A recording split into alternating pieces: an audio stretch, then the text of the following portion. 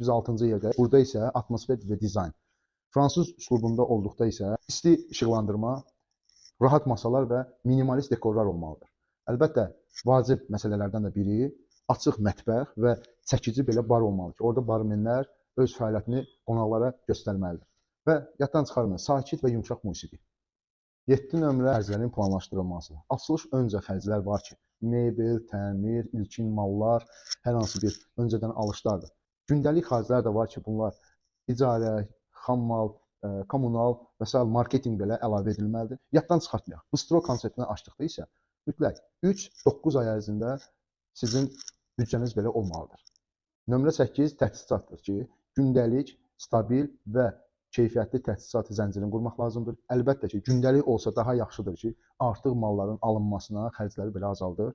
Yaddan da çıxartmayaq, soyuq zəncir, gigiyena və saxlama standartlarını da daima ən prioritet məsələlərdən biridir.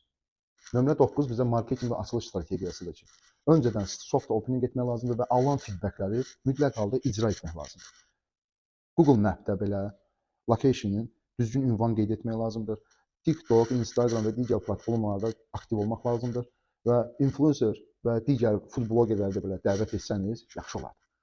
Nömrə 10 müştəri təcrübəsidir ki, cəld xidmət, keyfiyyətli yeməklər və bu da bistronun ən prioritetidir.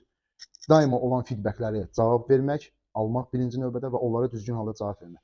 Daimi gələn qonaqlara isə kiçik sürprizlər və loyallıq sistemi yaratmaq lazımdır. Hamıya uğurlu bistro layihəsini arzu edirəm. Daha maraqlı və ətraflı məlumatlar almaq üçün bizim Instagram, TikTok və YouTube kanalımızı izləməyinizi davam edəsiniz.